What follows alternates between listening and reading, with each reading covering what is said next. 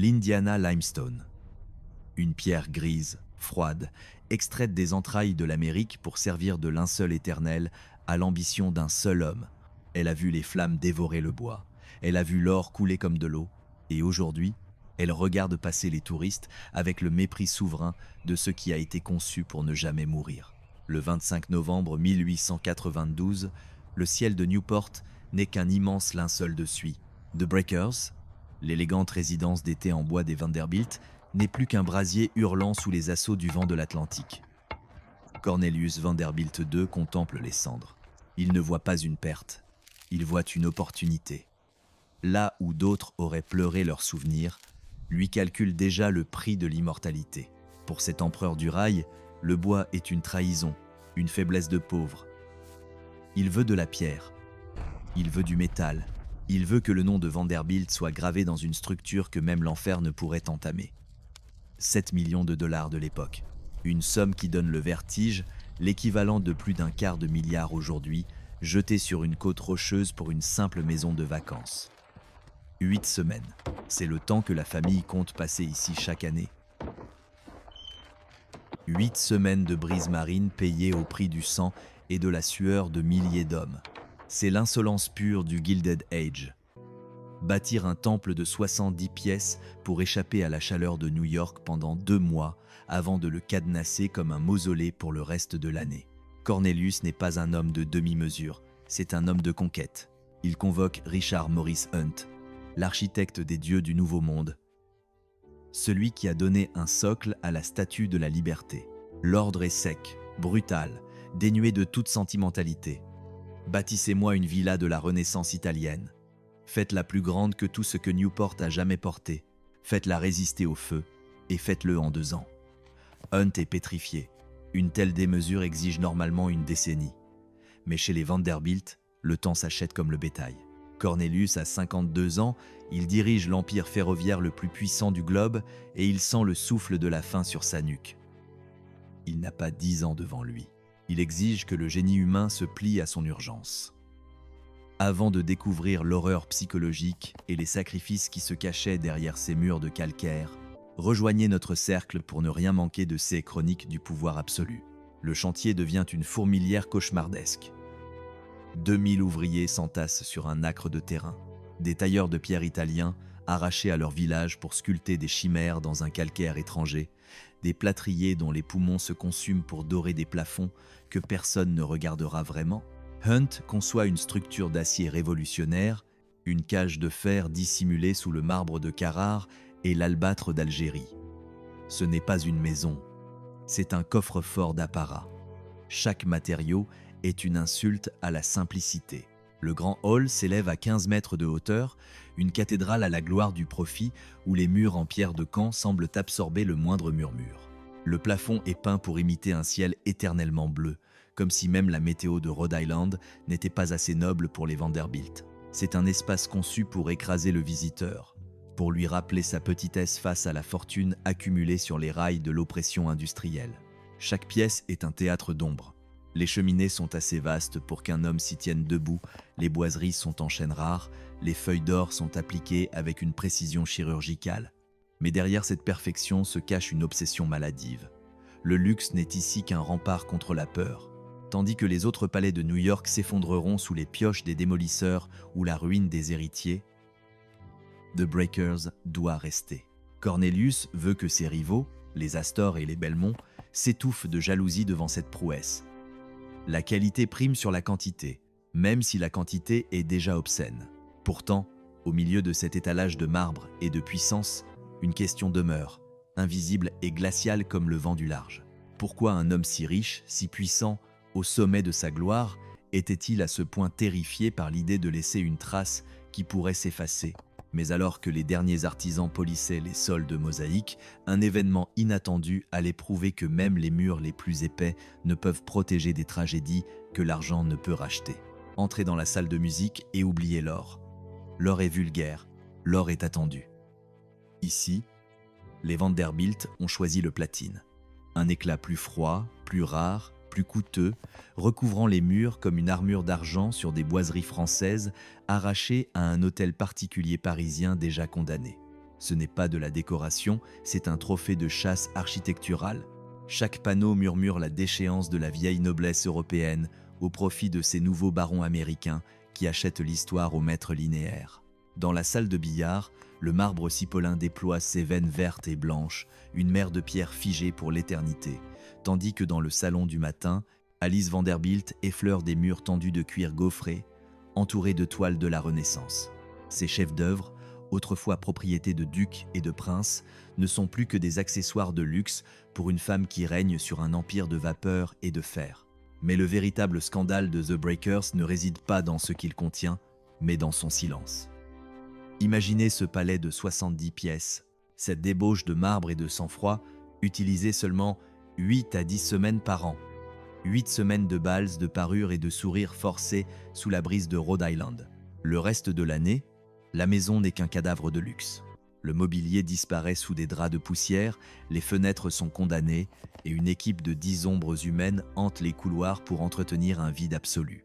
C'est l'essence même de l'arrogance. Dépenser 7 millions de dollars de 1895, soit plus de 250 millions aujourd'hui, pour une structure qui restera morte 10 mois sur 12. C'est un gaspillage si monumental qu'il en devient une forme d'art. La fratrie de Cornelius s'inquiète. Ils bâtissent eux aussi. Ils accumulent. Mais ce projet dépasse l'entendement. C'est une folie. Pourtant, pour Cornelius, le prix n'a jamais été le sujet. Ses ancêtres ont fait fortune dans la boue et la sueur des chemins de fer, une richesse industrielle jugée sale par la haute société new-yorkaise qui les traite encore de parvenus. The Breakers est sa réponse, son arme de guerre sociale. Ce n'est pas une maison, c'est une déclaration de légitimité gravée dans le calcaire d'Indiana. Le nom de Vanderbilt n'est plus simplement écrit sur des billets de banque, il est sculpté au-dessus d'un porche de temple. Richard Morris Hunt a tenu son pari. En 2 ans de labeur forcené, sous la surveillance maniaque d'un Cornelius exigeant la perfection dans chaque jointure de marbre, le palais est prêt. En cet été 1895, le patriarche se tient seul dans le grand hall. Il lève les yeux vers ce plafond de 15 mètres, vers ce ciel peint qui ne connaîtra jamais d'orage et savoure son illusion de contrôle total. Il a construit l'invulnérable, il a vaincu le feu, il a vaincu le temps. Mais Cornelius Vanderbilt II n'est pas seulement l'homme qui a bâti The Breakers. Il est le prisonnier d'une lignée. Son grand-père, le Commodore, avait amassé 100 millions de dollars par une brutalité sans nom, instaurant une règle de fer. L'empire ne se divise pas, il se transmet à un seul héritier pour qu'il le fasse fructifier. Le père de Cornelius a doublé la mise, atteignant 200 millions, avant de s'effondrer, foudroyé par le stress d'une fortune trop lourde à porter. Cornelius est désormais le gardien du temple. Il n'est pas le Vanderbilt mondain. Il n'est pas celui qui fait les gros titres des journaux à scandale. Il est la colonne vertébrale de l'Empire, l'homme qui ne dort jamais, celui qui porte sur ses épaules le poids de milliers de kilomètres de rails et le destin de dizaines de milliers d'employés. Il a bâti une forteresse pour sa famille, mais il a oublié que les murs les plus épais ne protègent jamais de la trahison de son propre corps. Le destin, avec une ironie mordante, attendait que les portes de bronze de The Breakers se referment pour la première fois pour lui montrer que, malgré ses millions, il n'était qu'un homme de chair promis à la poussière, pendant que ses frères, Willie Kay et Frederick, se vautraient dans l'indolence dorée de la belle époque. Cornelius se condamnait aux galères du profit. Pour ses cadets, la fortune était un jouet, un océan sur lequel faire courir des yachts plus rapides que le vent ou une galerie d'art à remplir de reliques européennes. Pour Cornelius, l'argent était une prison dont il s'était lui-même forgé les barreaux. Il était le sacrifié de la lignée, celui sur qui reposait l'édifice titanesque de la New York Central Railroad. Chaque matin, 6 jours par semaine, il s'asseyait à son bureau avec la rigueur d'un moine soldat, gérant des milliers de kilomètres de rails et le destin de dizaines de milliers d'employés. Il ne connaissait pas la légèreté. Chaque décision, chaque grève réprimée, chaque nouvelle ligne tracée sur la carte de l'Amérique était un coup de canif dans sa propre santé. Il n'était pas cruel par plaisir, comme l'était son grand-père le Commodore, mais par nécessité comptable. Le business n'avait pas d'âme. et Cornelius s'efforçait de ne plus en avoir non plus. Sa femme, Alice Gwynne, était le complément parfait de cette froideur calculée. Issue de la bonne société de Cincinnati, elle apportait la respectabilité nécessaire à ce nom encore trop lié à l'odeur du charbon et de la sueur. Ensemble, ils formaient la façade impeccable d'une dynastie qui refusait de s'effondrer. Mais sous le vernis, la machine s'enrayait. Cornelius portait le poids de l'éternité sur des épaules qui n'étaient que d'os et de chair. The Breakers n'était pas un caprice, c'était une arme de guerre sociale. À Newport, on ne passait pas des vacances. On menait des batailles de prestige contre les Astor et les Belmont. Chaque dollar investi dans ce palais de 7 millions était un clou de plus dans le cercueil de ses rivaux. Mais Cornelius était incapable de débrancher le télégraphe qui le liait à ses bureaux de New York. Même ici, face à l'immensité de l'Atlantique, il restait l'esclave de ses registres. À proie et de lycée, IER partait, IB et de milice, à Sekelice, ID l'Atlave, IB et de l'Atlave, ID l'Atlave, à le milice, IB Arba et de l'Atlave, à le milice, les messages arrivaient par vagues, les rapports financiers souillaient ses matinées, et pendant que Newport riait, lui s'effondrait en silence sous le poids des chiffres. Le corps a fini par présenter l'addition. À 50 ans, Cornelius en paraissait 70. Ses cheveux n'étaient plus qu'une couronne de neige. Son visage, un champ de mine de rides creusé par l'insomnie et le stress chronique. Ses médecins le suppliaient de déléguer, de s'arrêter, de regarder enfin les nuages peints sur ses plafonds au lieu des colonnes de débit. Mais l'Empire était un dieu jaloux qui exigeait un culte quotidien.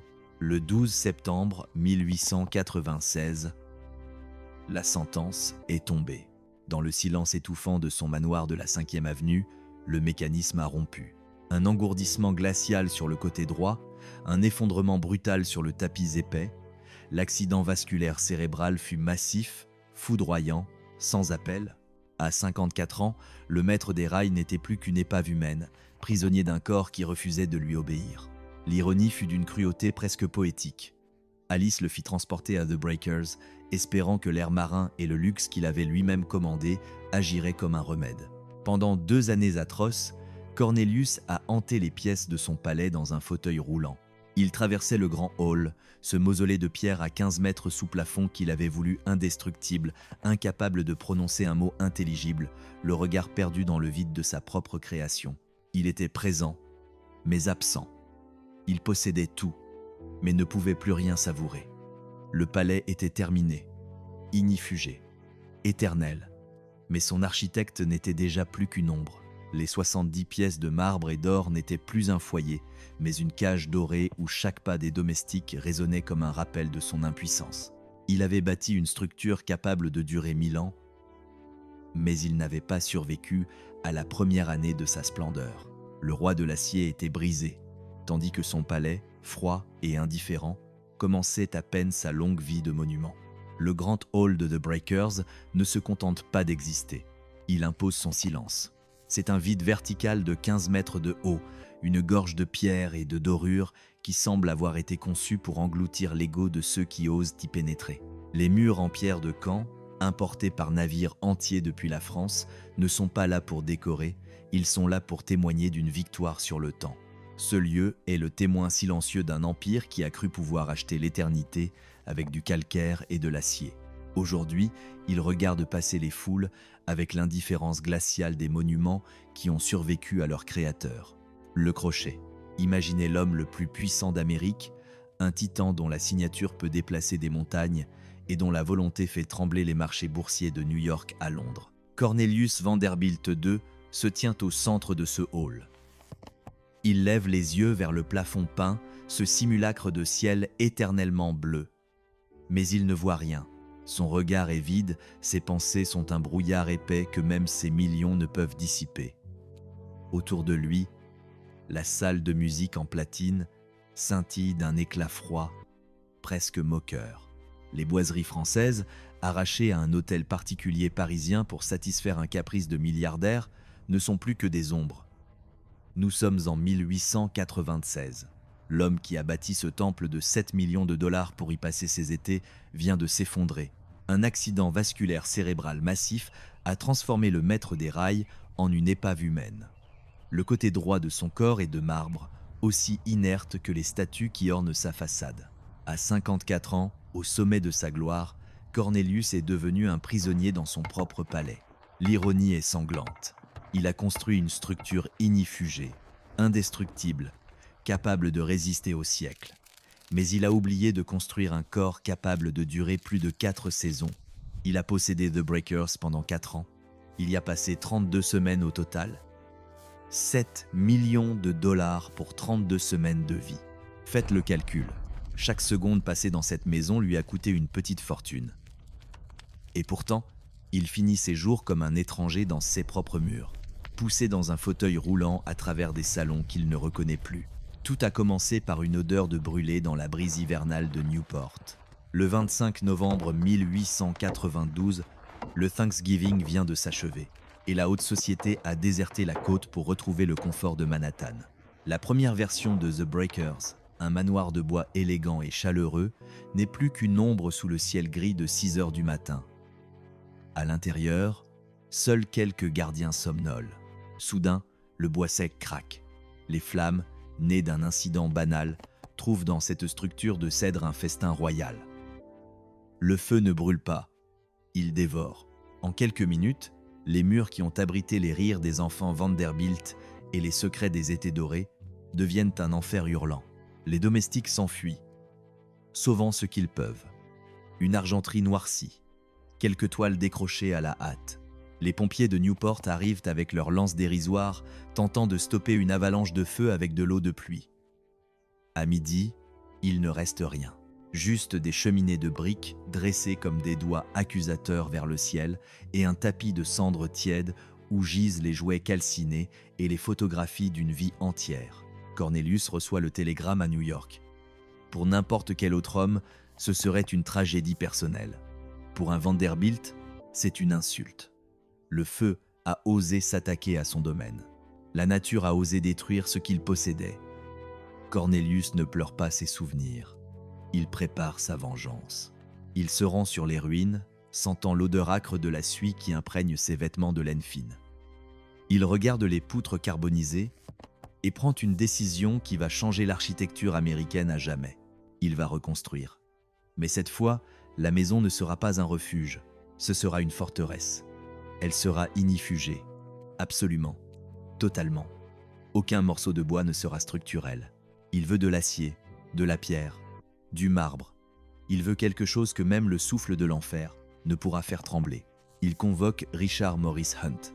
Hunt a 65 ans, il est au crépuscule d'une carrière légendaire, mais Cornelius n'accepte pas le nom. Il lui jette un défi au visage. Bâtissez-moi une villa de la Renaissance italienne, plus grande que tout ce que Newport a jamais vu, et faites-le en 2 ans. 2 ans, pour un palais de 70 pièces, pour une structure qui nécessite des techniques de construction jamais utilisées dans une résidence privée.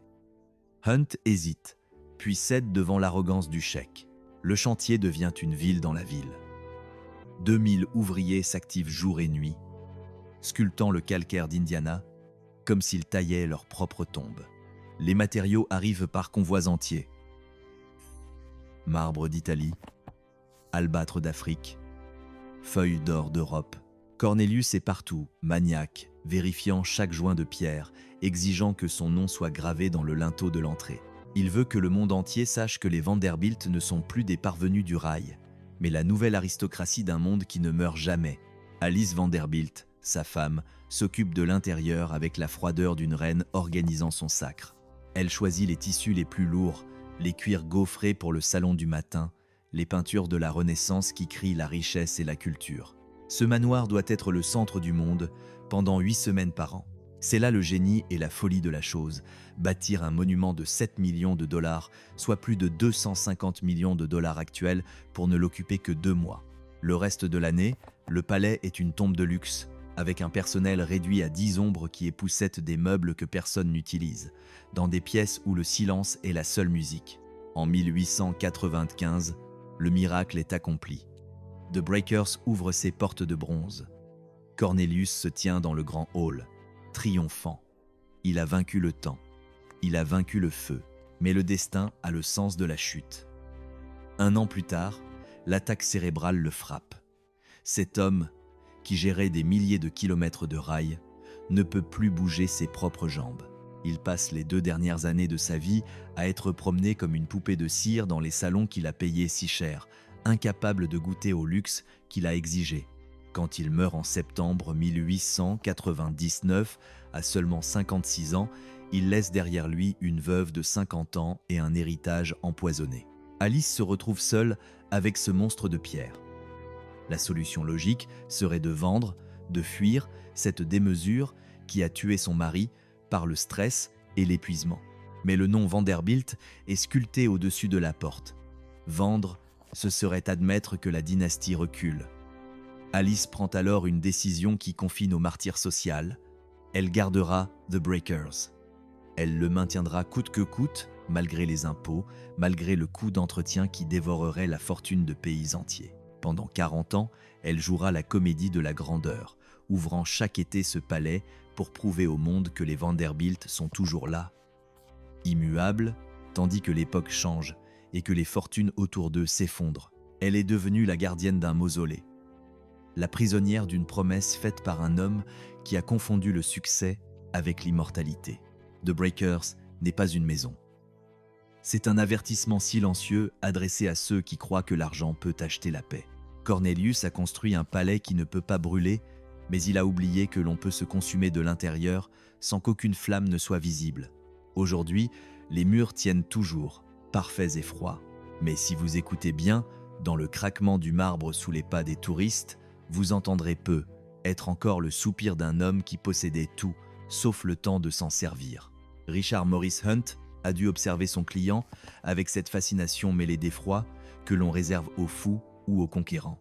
Cornelius Vanderbilt II ne demandait pas seulement une maison, il exigeait un miracle logistique et technologique qui défiait toutes les lois de l'architecture du XIXe siècle.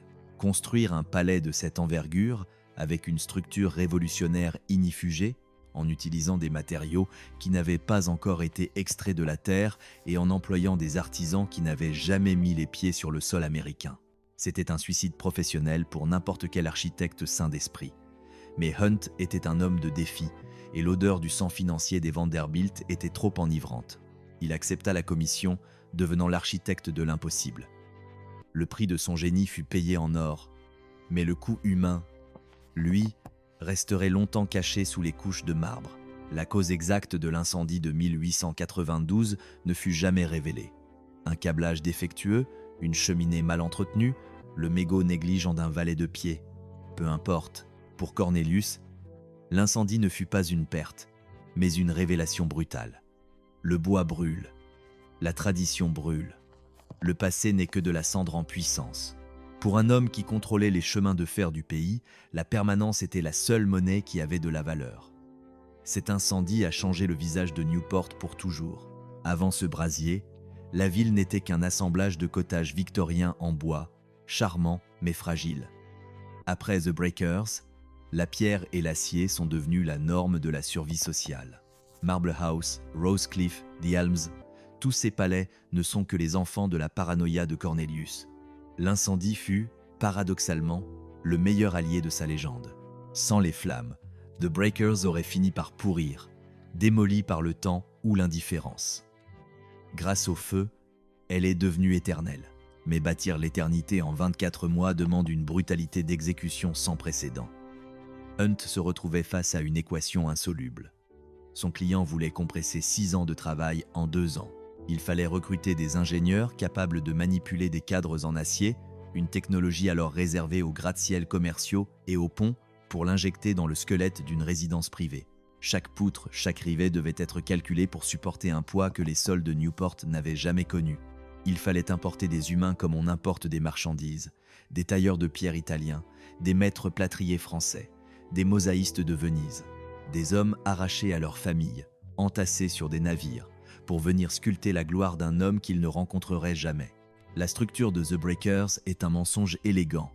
Sous le calcaire d'Indiana et la brique, se cache une cage de métal impitoyable.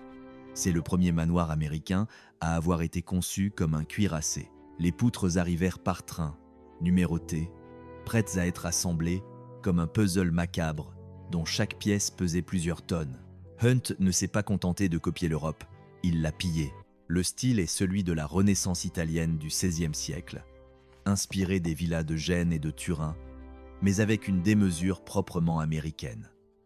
125 000 pieds carrés de surface habitable, une superficie supérieure à celle d'un terrain de football professionnel, répartie sur 4 étages de luxe et de servitude. Rien ne devait être discret. Les colonnes massives, les corniches élaborées, les détails sculptés à la main, tout était conçu pour dominer le paysage et écraser l'âme de quiconque s'approcherait. Ce n'était pas une maison faite pour s'intégrer à la nature, c'était une structure faite pour la soumettre. Les ingénieurs de Hunt travaillaient sous une pression constante, calculant les charges de rupture, tandis que les sculpteurs s'attaquaient au calcaire avec la fureur du désespoir. Il n'y avait aucune place pour l'erreur. Chaque bloc de pierre devait s'ajuster au millimètre près, car dans l'esprit de Cornelius Vanderbilt, un retard d'1 semaine était une trahison personnelle. Le chantier était une fourmilière, où le sang se mêlait parfois à la poussière de pierre. Tout cela pour que, 2 ans plus tard, une famille puisse y prendre le thé pendant 8 semaines. Mais alors que les murs s'élevaient, une ombre grandissait dans le dos de l'architecte et de son client. Plus le palais devenait indestructible, plus ceux qui l'habitaient semblaient devenir fragiles. On ne bâtit pas un monument à la gloire du contrôle absolu sans que le destin ne décide de tester la résistance des fondations de la manière la plus cruelle qui soit.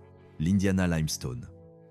Cette roche sédimentaire, arrachée aux carrières profondes de l'Indiana pour être transportée par rail vers les côtes de Rhode Island, est bien plus qu'un matériau de construction. C'est le suaire minéral d'une ambition qui ne connaissait pas de limite. Elle a vu les visages de 2000 ouvriers se creuser sous l'effort.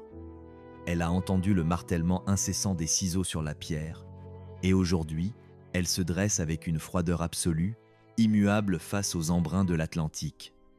Elle est le témoin silencieux d'une époque où l'on pensait que l'acier et le calcaire pouvaient racheter la fragilité de la condition humaine. Au début de l'année 1893, le terrain de The Breakers n'est plus un jardin, c'est une plaie ouverte dans le sol de Newport. Le site s'est transformé en une cité industrielle éphémère, une usine à ciel ouvert vouée au culte de l'opulence. Imaginez le vacarme. 2000 hommes, une armée de l'ombre, s'activent dans un chaos millimétré. Des tailleurs de pierre courbés dans des hangars temporaires, des plâtriers dont les mains sont blanchies par la chaux, des charpentiers érigeant des coffrages pour un béton qui doit durcir comme du diamant. Ce ne sont pas de simples manœuvres. Cornelius Vanderbilt II a exigé l'excellence, et pour l'obtenir, il a pillé le savoir-faire de la vieille Europe. Des artisans d'élite, recrutés dans les guildes de Florence, de Paris et de Venise, ont traversé l'océan pour une mission unique, donner corps à la paranoïa d'un magnat du rail qui refuse de voir ses souvenirs brûler à nouveau. Le chef-d'œuvre de Richard Morris Hunt, le cœur battant de cette nécropole de luxe, est le Grand Hall. 15 mètres de hauteur sous plafond, un vide si colossal qu'il semble aspirer l'oxygène de ceux qui y pénètrent. Les murs en pierre de Caen ne sont pas simplement posés. Ils sont sculptés pour intimider, pour rappeler à chaque visiteur qu'il n'est qu'un invité temporaire dans le temple de la permanence. À une extrémité, une cheminée cyclopéenne domine l'espace. Un autel de pierre où l'on pourrait se tenir debout, sans baisser la tête, frappé aux armoiries des Vanderbilt comme pour marquer un territoire sacré. Et au-dessus, le génie de Hunt s'exprime dans un mensonge sublime. Un plafond peint simulant un ciel ouvert, des nuages dérivant éternellement dans un azur artificiel. L'effet est celui d'une cathédrale sans Dieu, où la spiritualité a été remplacée par la puissance brute du capital. Ici, l'individu se sent petit, insignifiant, et c'est précisément le but recherché. Pour les appartements intérieurs, Hunt n'a pas seulement dessiné des pièces, il a orchestré des scènes de théâtre. La salle de musique est une insulte à la modestie. Conçue par le décorateur français Jules Allard, elle intègre des boiseries du XVIIIe siècle arrachées à un hôtel particulier parisien en démolition. Ces panneaux dorés, témoins des murmures de l'aristocratie française avant la guillotine, sont désormais emprisonnés dans un palais américain. Mais Vanderbilt voulait plus.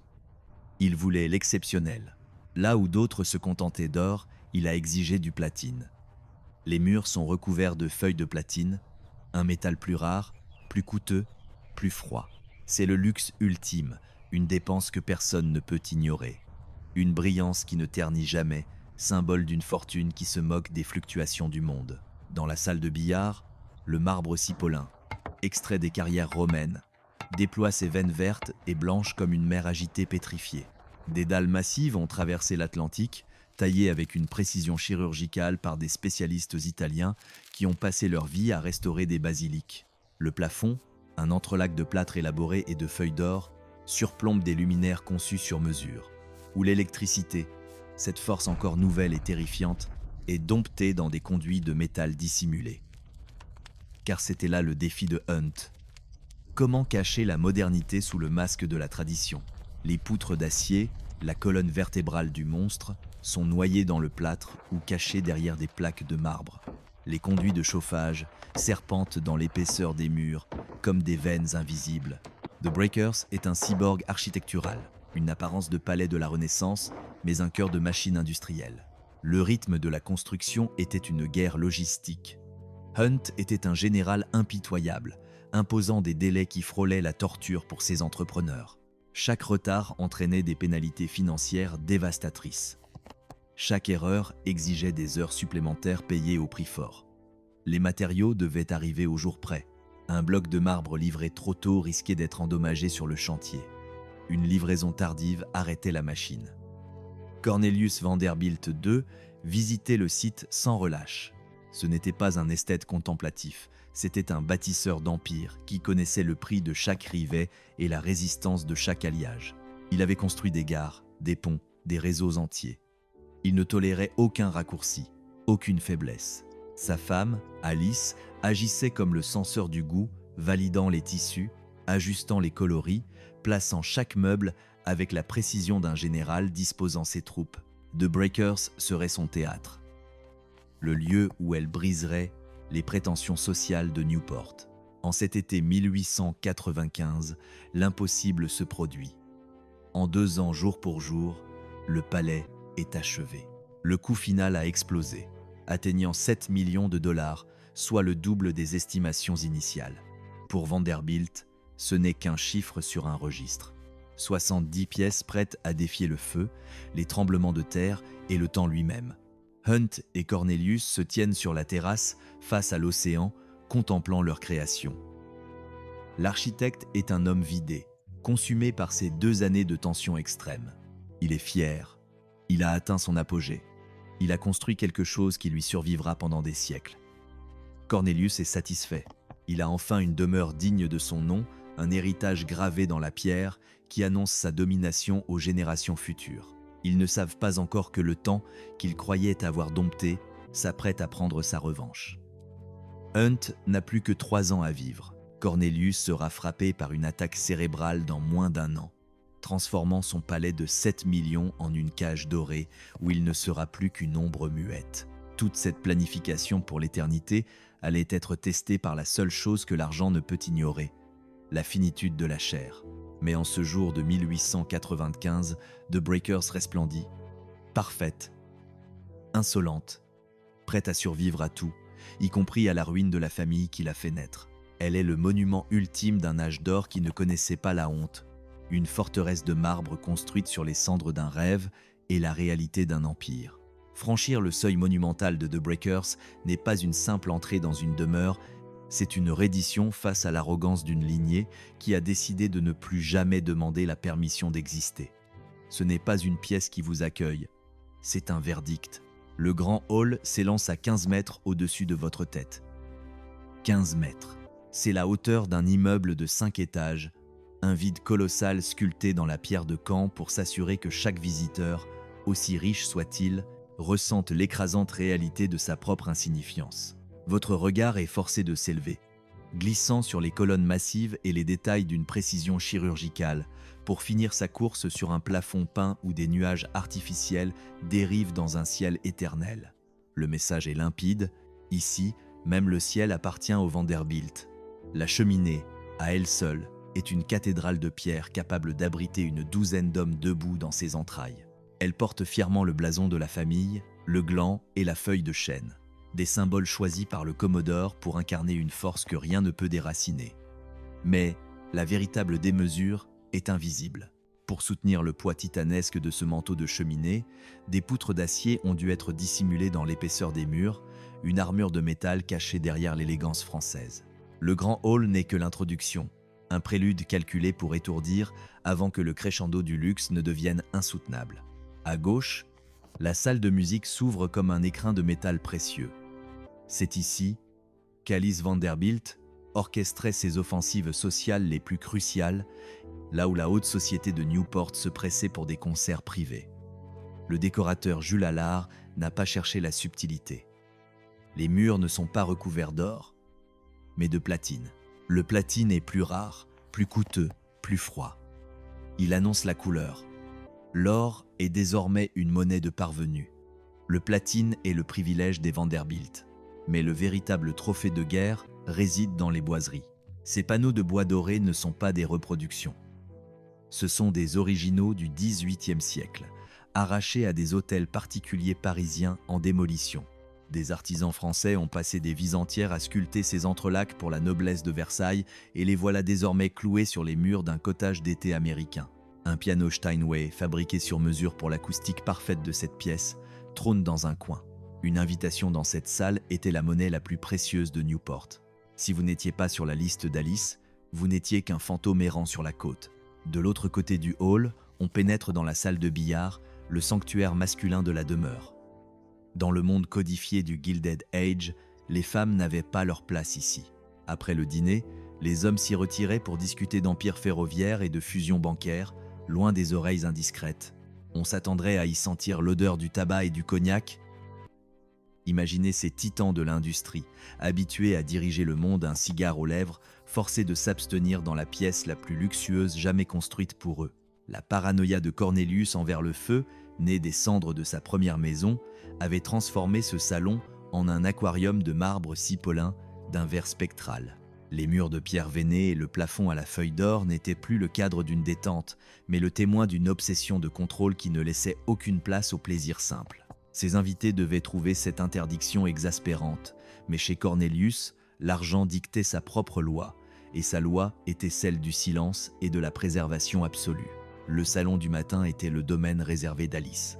Plus intime, baignée d'une lumière qui semblait filtrée par la fortune elle-même, la pièce était tapissée de cuir gaufré et peint selon la technique du cuir décor. C'est ici, entre ces murs de peau et de pigments, qu'elle gérait sa correspondance, planifiait les bals et recevait ses amis les plus proches. Les critiques pouvaient bien murmurer que les Vanderbilt n'étaient que des nouveaux riches aux mains sales de charbon. Personne n'osait contester le goût infaillible d'Alice. Elle avait étudié les palais européens, consulté les plus grands experts pour créer un environnement où chaque meuble et chaque tableau étaient positionnés comme une pièce sur un échiquier de prestige. Mais pour que ce spectacle de perfection puisse exister, il fallait une armée de l'ombre. En montant le grand escalier de marbre, on réalise que l'architecture elle-même a été conçue pour la ségrégation. Il existe plusieurs réseaux de circulation.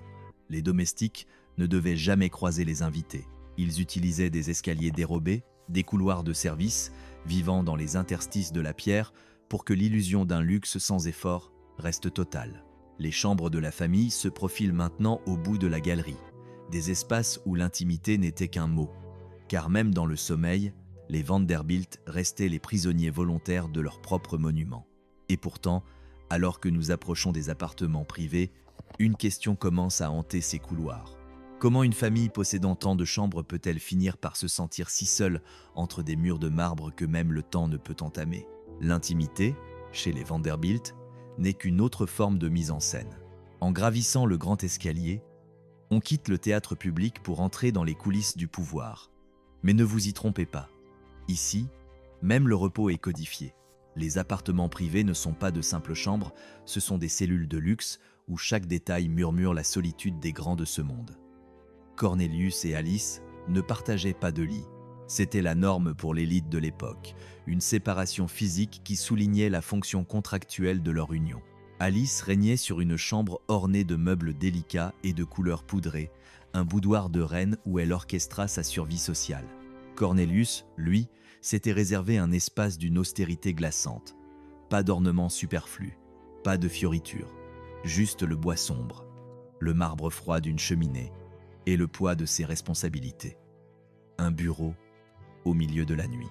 L'homme qui possédait tout vivait comme un prisonnier de sa propre éthique de travail, entouré d'une débauche de confort qu'il ne s'autorisait jamais à savourer. Les chambres d'amis étaient un zoo architectural. Chaque pièce était un voyage forcé à travers l'histoire de l'art européen. Un visiteur pouvait se réveiller dans un pastiche du rococo français, un autre dans une réplique de la Renaissance italienne, un troisième dans l'atmosphère feutrée d'un manoir anglais. Alice ne voulait pas seulement loger ses invités, elle voulait les éduquer, leur prouver que sa fortune pouvait acheter l'âme de n'importe quel siècle. Les salles de bain, avec leur robinetterie importée à grands frais et leur marbre poli, étaient des sanctuaires de modernité à une époque où la majorité de l'humanité se lavait encore dans des bassines de fer. C'était l'obscénité du détail. Dépenser le salaire annuel d'un ouvrier pour une simple poignée de portes en bronze ciselées. Mais le véritable scandale de The Breakers se cache dans ses entrailles. Descendez au sous-sol. Là, dans l'obscurité fraîche, se trouve une piscine de 23 mètres de long, tapissée de mosaïques complexes. Nous sommes en 1895. Avoir une piscine intérieure chauffée dans une résidence privée est une anomalie technologique, une provocation face aux lois de la nature. Cornelius ne voulait pas seulement voir l'océan depuis ses fenêtres, il voulait le dompter, le chauffer et l'enfermer sous ses pieds. À côté, un terrain de squash et des salles de stockage massives pour les bagages d'une famille qui ne voyageait jamais léger. C'est ici que bat le cœur de la machine. La cuisine est une usine de guerre gastronomique, équipée de fourneaux monumentaux et d'un système de réfrigération mécanique révolutionnaire.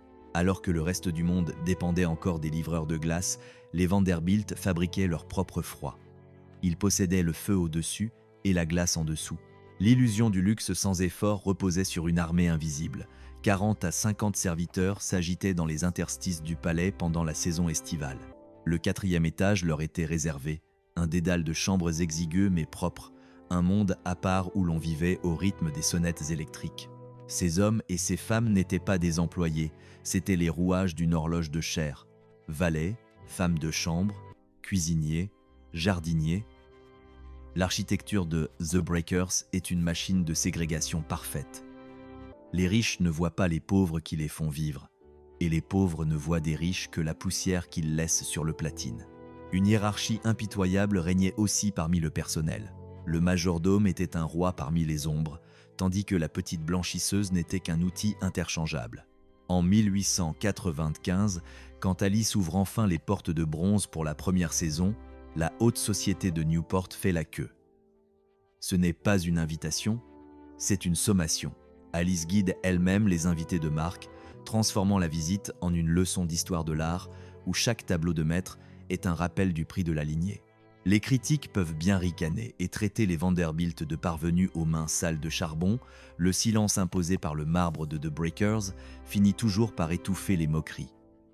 Cornelius a gagné. Il a construit une arme de prestige massive, car Newport n'était pas une station balnéaire, c'était un champ de bataille. Un périmètre minuscule où 50 familles se battaient pour la suprématie sociale à coups de millions de dollars. Ici, l'argent n'était que le ticket d'entrée, la vraie monnaie était l'acceptation par la vieille garde. Ces familles, qui méprisaient les Vanderbilt et leur fortune bâtie sur le fracas des rails. The Breakers était le navire amiral de cette guerre de classe. C'était un message adressé aux Astor et aux Belmont.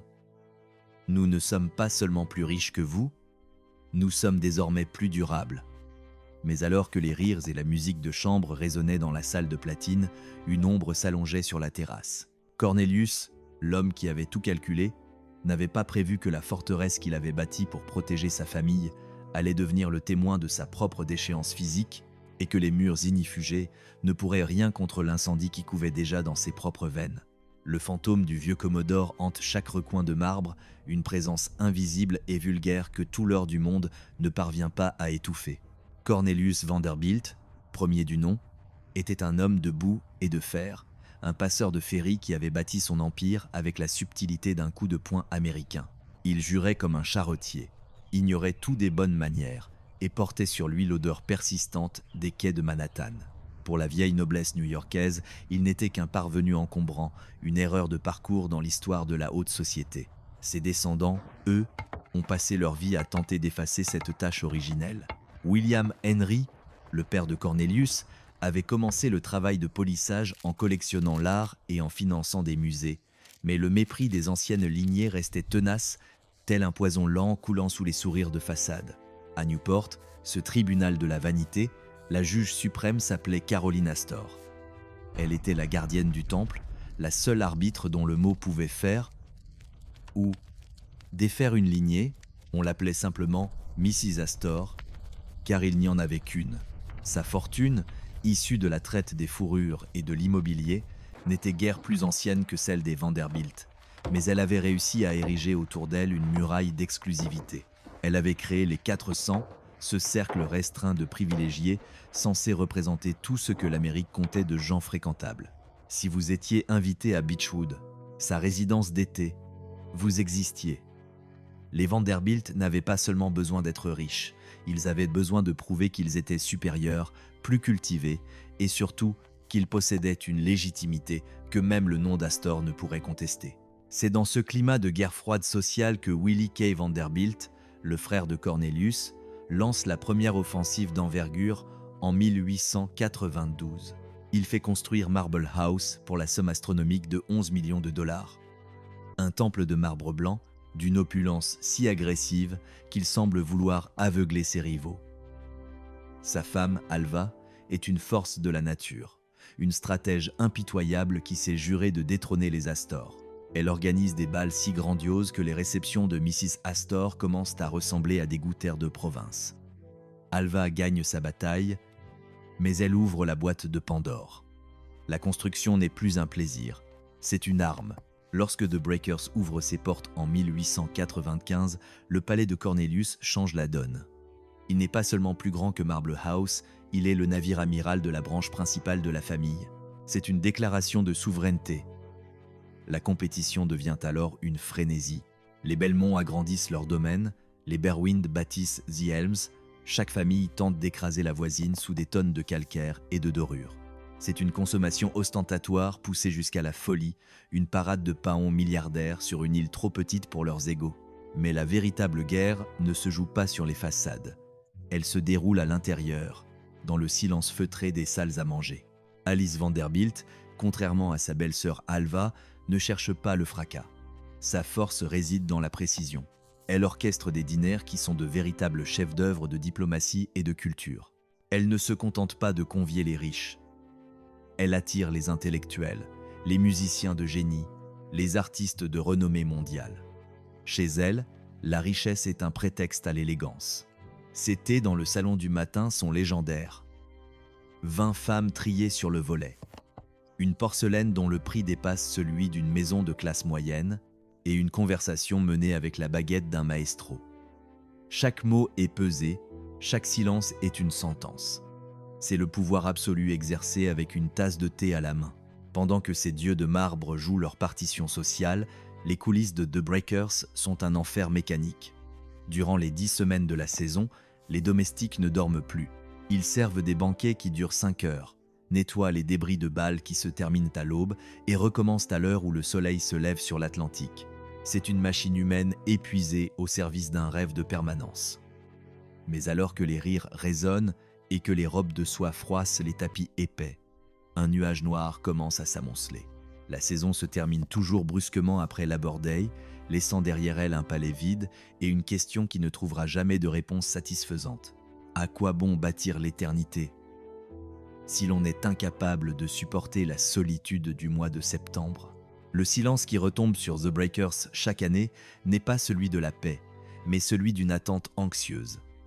Car au-delà du prestige et des millions, une vérité commence à s'insinuer dans l'esprit des Vanderbilt. Les murs les plus épais ne protègent jamais de l'oubli qui guette à la fin de chaque été. Pour les Vanderbilt, ces 10 semaines n'étaient que du temps libre.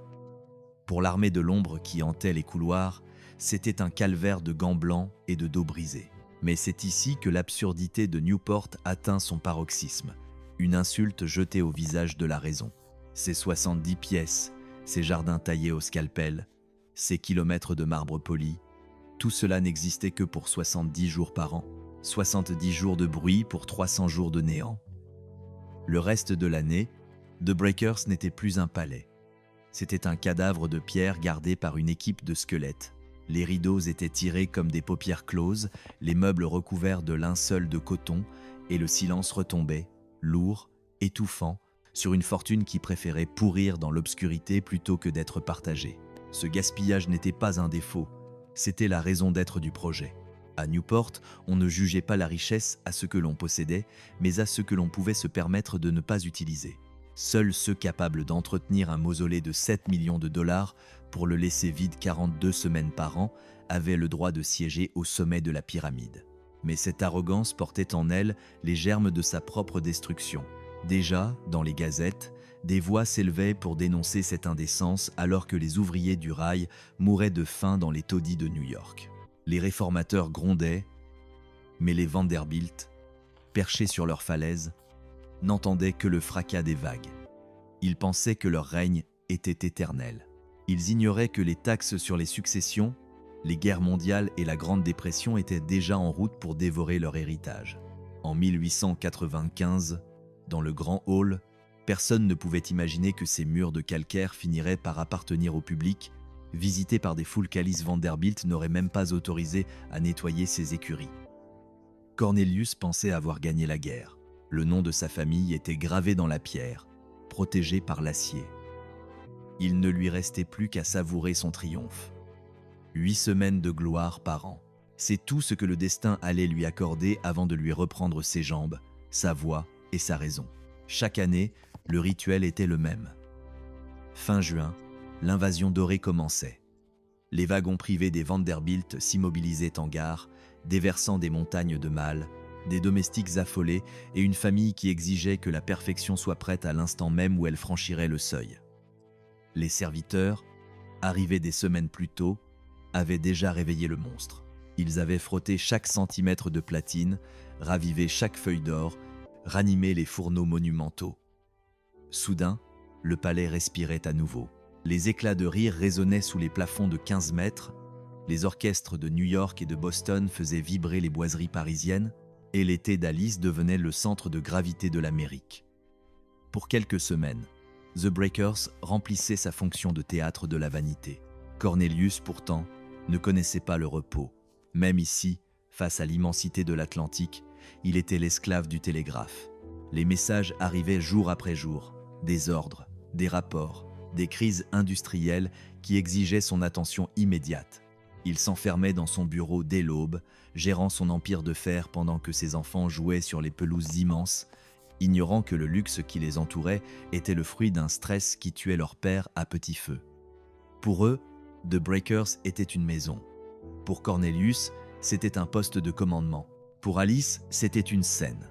Mais pour l'histoire, ce n'était déjà plus qu'un monument à la gloire d'un homme qui ne savait pas s'arrêter. Avant de découvrir l'ultime trahison qui allait briser le clan Vanderbilt et laisser ce palais à la merci du temps, rejoignez notre cercle pour ne rien manquer de la fin de cette dynastie. Le jour de Labor Day sonnait toujours comme un coup près. Le premier lundi de septembre marquait l'exode. En quelques jours, Newport se vidait de son sang bleu. Les malles étaient refermés, les wagons privés repartaient vers la ville, et le silence reprenait ses droits. Une paix glaciale s'installant dans les 70 pièces désertées. L'Indiana Limestone redevenait ce qu'elle était au fond. Une pierre froide, indifférente aux ambitions humaines, attendant patiemment que ceux qui l'avaient extraite retournent à la terre. Cornelius Vanderbilt II a construit un palais pour ne jamais mourir. Il a utilisé l'acier pour défier le feu et le marbre pour défier l'oubli. Il a réussi. The Breakers tient toujours debout, intact, magnifique, témoignant d'une époque où l'argent ne connaissait aucune limite. Mais le prix de cette immortalité fut la vie de l'homme qui l'a rêvé. La pierre a survécu à la chair. Le monument a survécu à la famille. Et aujourd'hui, alors que les touristes déambulent sous les plafonds peints, le témoin silencieux semble nous murmurer une dernière vérité. On peut bâtir une demeure que le feu ne peut pas brûler, mais on ne peut pas construire une maison où le temps refuse d'entrer. La tragédie des Vanderbilt n'est pas d'avoir perdu leur fortune. C'est d'avoir cru qu'ils pourraient l'emporter avec eux derrière des murs de calcaire. Le silence de The Breakers est aujourd'hui définitif. Les propriétaires ne reviendront plus jamais. Seule reste l'ombre d'un empire qui a voulu se figer dans l'éternité et qui n'a laissé derrière lui qu'un splendide écho de marbre. Dès la mi-septembre, le rideau tombe avec une violence feutrée. Ce n'est pas une simple fermeture, c'est une momification. Les domestiques s'activent comme des embaumeurs autour d'un cadavre de marbre. Les meubles, ces chefs-d'œuvre de platine et de bois rares, disparaissent sous des linceuls de coton gris. Les fenêtres, autrefois ouvertes sur l'éclat de l'Atlantique, sont condamnées par des volets massifs, plongeant les 70 pièces dans une obscurité sépulcrale. On vide les systèmes de chauffage pour que le gel n'éclate pas les tuyaux, on range l'argenterie dans des coffres d'acier, on abandonne les jardins à leur sommeil forcé. The Breakers n'est plus qu'une carcasse sombre gardée par une équipe de 10 ombres, un couple de gardiens et quelques ouvriers de maintenance errants dans ces couloirs qui, quelques jours plus tôt, vibraient encore des rires de la plus haute aristocratie américaine. Ils marchent sur des tapis qui ne résonnent plus, vérifient des fuites invisibles, luttent contre l'humidité qui tente de s'infiltrer dans les pores de la pierre. C'est ici que l'absurdité économique du Gilded Age se révèle dans toute sa splendeur obscène. 7 millions de dollars pour la construction, des dizaines de milliers de dollars de frais annuels, des salaires versés à l'année. Tout cela pour une occupation de 8 semaines. Un taux d'utilisation de 15%. Nul homme d'affaires sensé n'accepterait un tel bilan. Mais Cornelius n'était pas un gestionnaire ici, il était un conquérant, et le prestige n'a que faire de la comptabilité. L'hiver à Newport est une lente agression. Ce n'est pas le froid qui tue, c'est l'air salin. Cet acide invisible ronge les métaux, attaque les corniches, s'insinue partout. La maison se recroqueville, survit, attend que le printemps vienne justifier son existence. Les gardiens mènent une guerre de tranchées contre la décomposition. Une pipe qui gèle, une infiltration dans la toiture, et c'est le patrimoine de la dynastie qui menace de s'effondrer. Maintenir un palais vide est une tâche plus ingrate que d'en habiter un vivant. Dans le silence, chaque craquement de la pierre sonne comme un avertissement. Mais le cycle est immuable. En avril, la bête s'éveille. Une nouvelle armée de serviteurs débarque de New York. On ouvre les volets, on retire les linceuls, on polite chaque poignée de bronze customisée jusqu'à ce qu'elle brille d'un éclat provoquant. En juin, The Breakers est de nouveau parfaite. Les draps sont frais, les cuisines débordent, les jardins explosent. Une nouvelle saison de 8 semaines commence. 8 semaines de gloire pour 44 semaines d'agonie solitaire. Ce rythme de métronome a défini le domaine pendant des décennies, mais pour Cornelius Vanderbilt II, le temps était déjà une ressource épuisée. Le stress ne s'arrête jamais aux frontières de Newport. Derrière les murs ignifugés, l'empire ferroviaire exigeait son tribut de sang.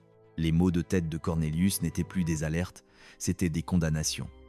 Ses médecins le suppliaient de déléguer, de transformer ses 8 semaines de vacances en un véritable repos.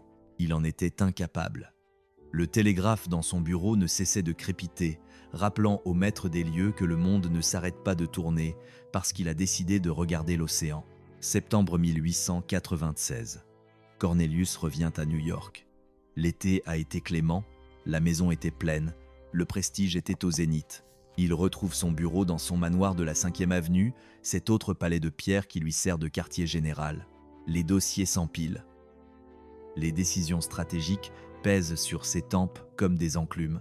À 54 ans, Cornelius a le corps d'un homme de 80 ans, usé par une vigilance de chaque instant, par une responsabilité qu'il a refusé de partager.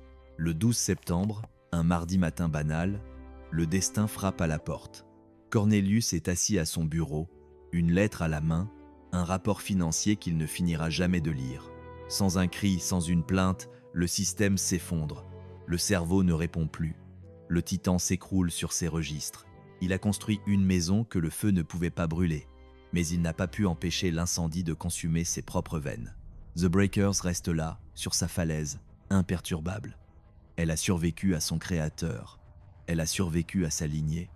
Elle a survécu aux tempêtes de l'Atlantique. Elle est le témoin silencieux de l'arrogance d'un homme qui pensait que l'acier et le marbre pourraient racheter le temps qui passe. Aujourd'hui, alors que les touristes foulent ses parquets, la pierre de l'Indiana semble encore murmurer cette vérité glaciale. On peut bâtir un empire, on peut sculpter son nom dans l'éternité, mais on finit toujours par devenir l'ombre que l'on craignait d'être.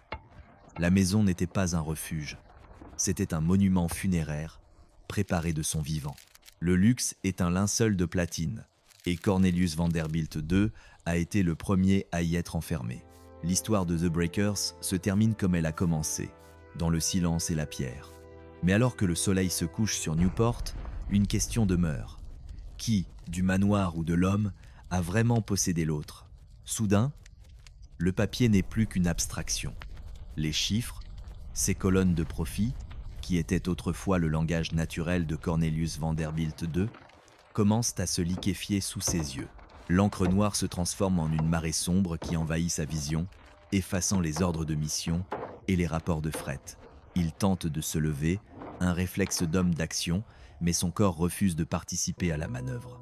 Sa jambe droite est devenue un poids mort, une encre de chair et d'os qui le cloue au tapis.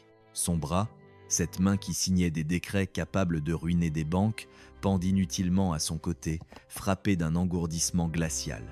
Il essaie d'appeler, de hurler pour qu'un valet accourt, mais seuls des sons informes, des râles de bêtes blessées, sortent de sa gorge. C'est l'accident vasculaire cérébral. En cette fin d'année 1886, la médecine est impuissante. Le diagnostic des médecins, convoqué en urgence dans le manoir de la 5e avenue, tombe comme un couperet de guillotine. Une hémorragie massive. Le titan est vivant, mais il est déjà mort socialement. La partie la plus cruelle de ce naufrage est la lucidité. L'esprit de Cornelius reste enfermé dans une cage de chair immobile. Il comprend tout. Il sent l'odeur du papier jauni et du cuir. Il perçoit l'angoisse dans les murmures de ses domestiques, mais il est incapable de reprendre les commandes de son existence. L'empire du New York Central Railroad n'est plus son affaire. Désormais, son univers se limite au périmètre de son lit et au silence de son propre crâne. Alice Vanderbilt prend alors une décision dictée par le désespoir et la grandeur. Nous sommes en octobre, la saison est finie, Newport est une ville fantôme balayée par les vents, mais elle ordonne que le palais soit rouvert. Elle veut croire que l'air marin, que ce monument de calcaire et d'acier qu'il a tant chéri, pourra soigner ce que les médicaments échouent à réparer. On réveille le monstre de pierre en plein automne. Les chaudières sont relancées, les domestiques rappelés en hâte. Cornelius est installé dans sa chambre, entouré d'infirmières qui se relayent jour et nuit. Alice, la reine de Newport, devient une garde-malade. Elle abandonne les thés, les bals et les intrigues pour se consacrer au lent déclin de l'homme qu'elle a épousé 30 ans plus tôt. Le spectacle est d'une ironie dévastatrice. Parfois, on pousse le fauteuil roulant de Cornelius à travers les 70 pièces de sa création. Il traverse le grand hall, ce vide de 15 mètres de hauteur qu'il a voulu pour écraser ses rivaux, et il n'est plus qu'une silhouette minuscule, une erreur de proportion dans sa propre démesure. Il passe devant les murs de platine de la salle de musique, devant les marbres cipolins de la salle de billard, où il avait interdit le tabac pour protéger ses rideaux. Tout ce luxe, chaque million de dollars investi dans ces détails, semble désormais se moquer de lui. Il a bâti une forteresse pour protéger sa famille. Il a voulu vaincre le temps, et le temps lui répond en le laissant pourrir lentement au milieu de ses chefs-d'œuvre.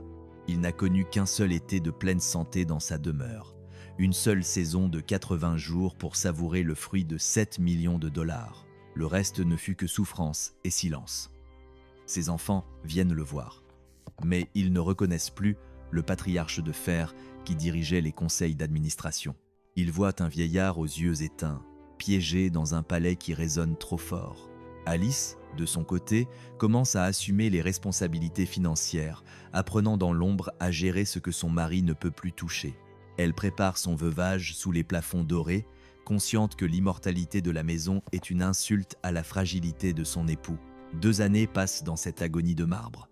2 ans où The Breakers sert d'hôpital de luxe, une prison dorée où l'on attend que le cœur du titan cesse enfin de battre. En septembre 1899, le mécanisme s'arrête.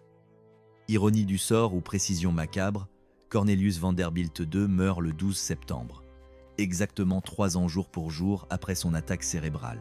Il s'éteint à 56 ans, épuisé par le poids d'un empire qu'il n'a jamais pu lâcher, même dans l'inconscience.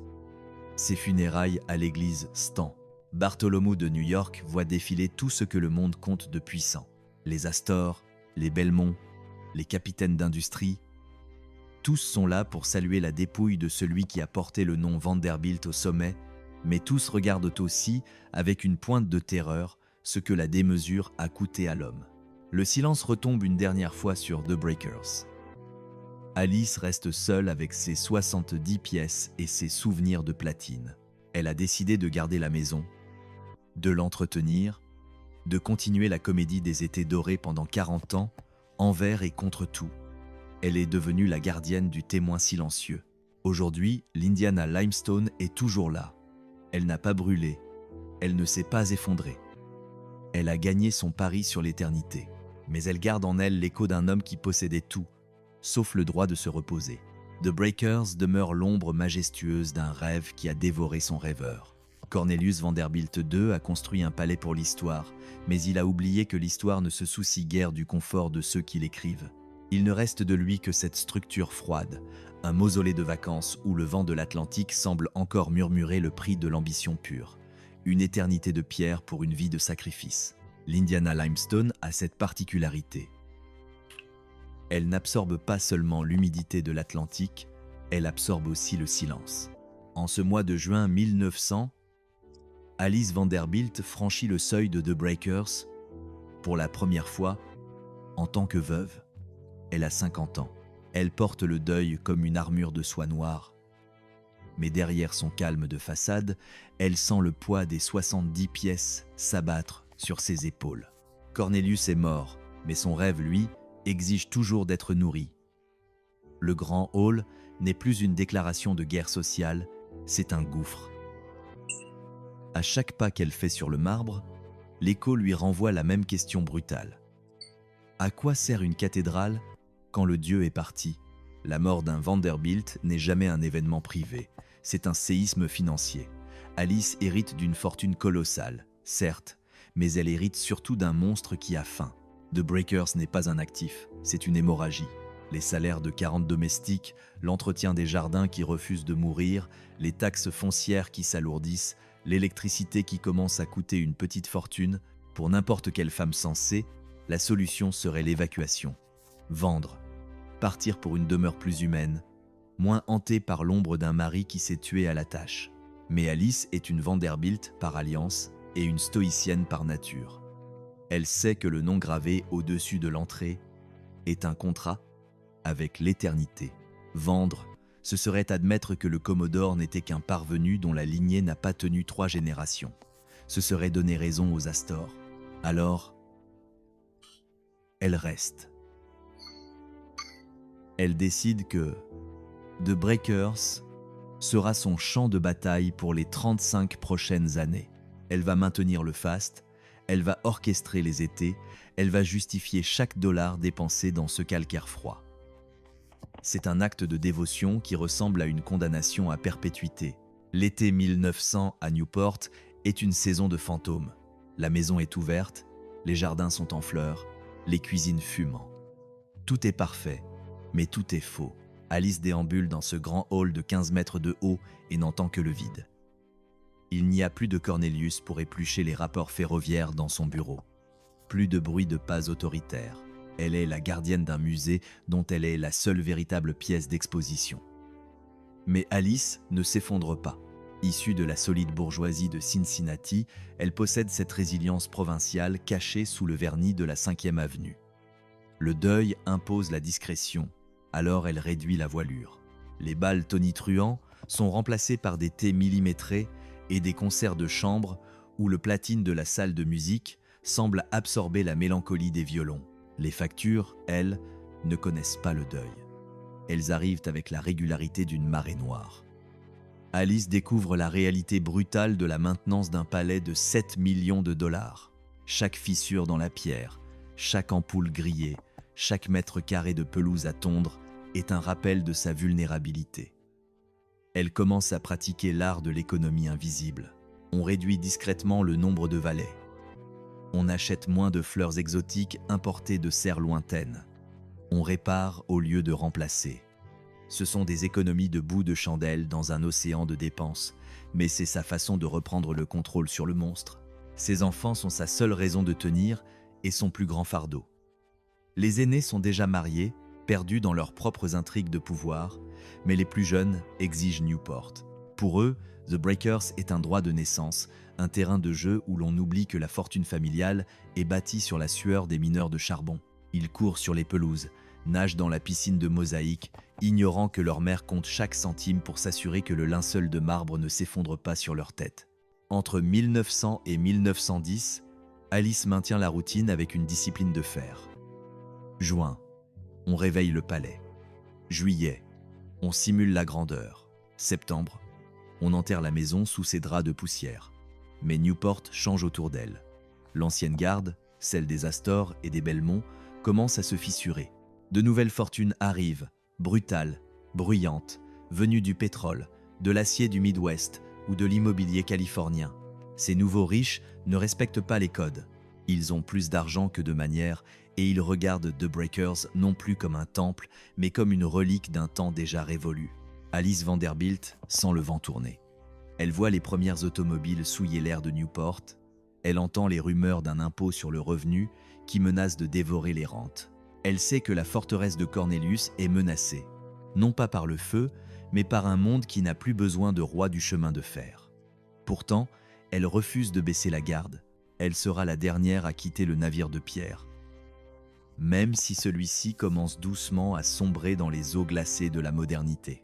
Le silence de The Breakers n'est plus seulement celui de l'absence de Cornelius, c'est celui d'une fin d'époque qui approche à grands pas et Alice Vanderbilt est la seule à en percevoir le glas.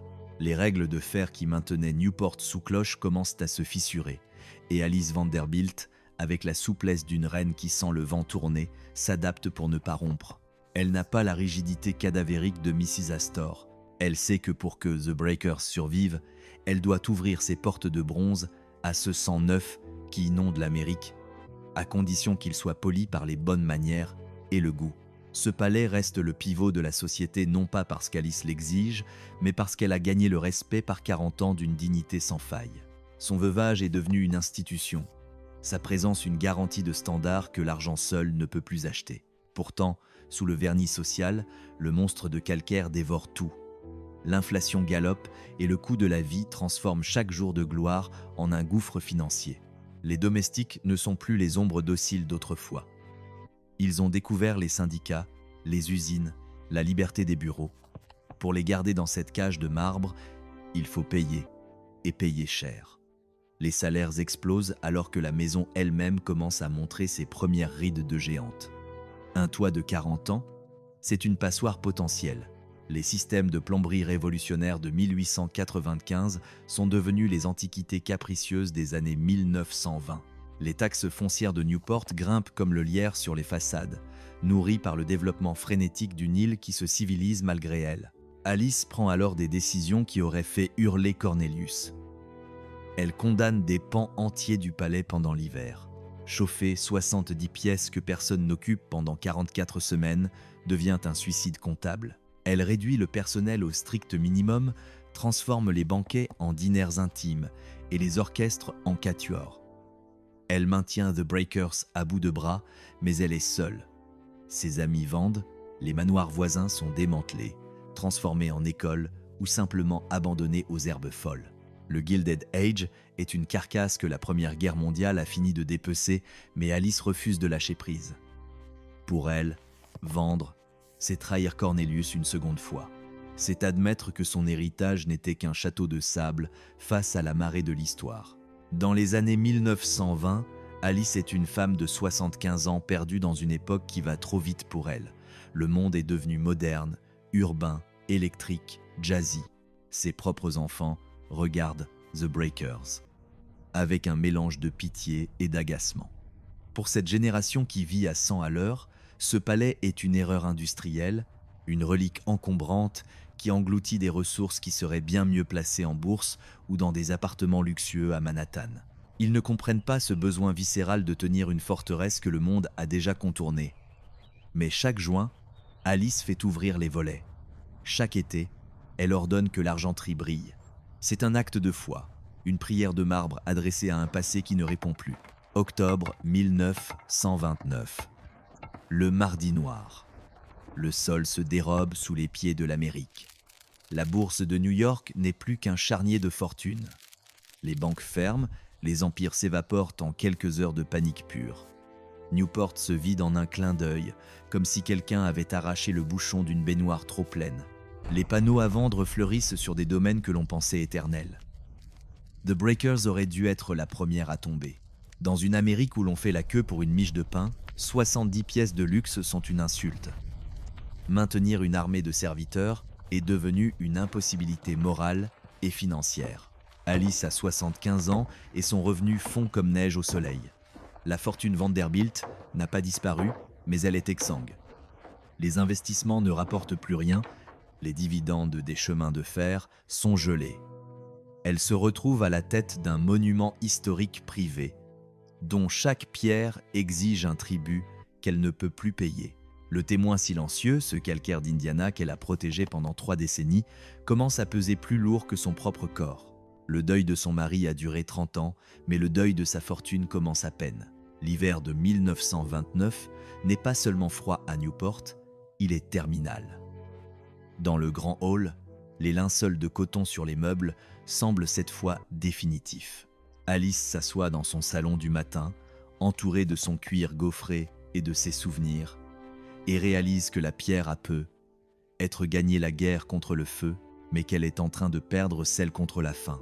L'Indiana Limestone a un secret. Elle ne vieillit pas, elle s'effrite par orgueil. En 1930, les murs de The Breakers ne sont plus les remparts d'une dynastie triomphante, mais les parois d'une cage thoracique qui s'essouffle. La pierre, autrefois symbole d'invulnérabilité, commence à montrer des taches d'humidité, comme des ecchymoses sur la peau d'un géant. Le témoin silencieux observe désormais une femme de 75 ans errer dans des couloirs trop grands pour son ombre, tandis qu'au dehors, le monde qu'ils ont construit s'effondre dans la poussière de la Grande Dépression. Le naufrage de la liquidité, l'argent, que Cornelius pensait avoir rendu éternel en le transformant en acier et en marbre, s'évapore avec une rapidité terrifiante. Alice Vanderbilt fait face à un dilemme que son mari n'avait jamais envisagé. Maintenir The Breakers au standard d'avant 1929 n'est plus une question de prestige, c'est une hémorragie qui menace de vider les coffres de la famille. Réduire l'entretien, ce serait laisser le cancer de la décomposition s'installer dans les jointures de marbre, une trahison pure et simple de la vision de Cornelius. Vendre, ce serait capituler devant l'histoire, admettre que les Vanderbilt n'étaient qu'une parenthèse dorée bientôt refermée. Alice, avec une obstination qui confine au fanatisme, choisit la voie du milieu. La guerre de tranchées financières. L'armée des ombres, le personnel passe de 50 domestiques à une petite quinzaine. Les valets en livrée disparaissent, remplacés par le silence. Le linceul de coton. Des ailes entières du palais sont condamnées. On verrouille les portes des chambres d'amis rococo et Renaissance. L'obscurité devient la seule occupante des pièces qui ont coûté des millions. Le désert vert. Les jardins, autrefois des chefs-d'œuvre de géométrie florale, sont simplifiés. Plus de déploiements saisonniers, plus de fleurs rares importées. Juste de l'herbe que l'on tond pour éviter que la jungle ne reprenne ses droits, le silence des dieux, le spectacle social s'arrête net. La salle de musique, avec ses murs de platine qui brillaient jadis sous les feux des lustres, ne connaît plus que le gris du crépuscule. On n'y joue plus de piano, on y entend seulement le craquement du bois qui travaille.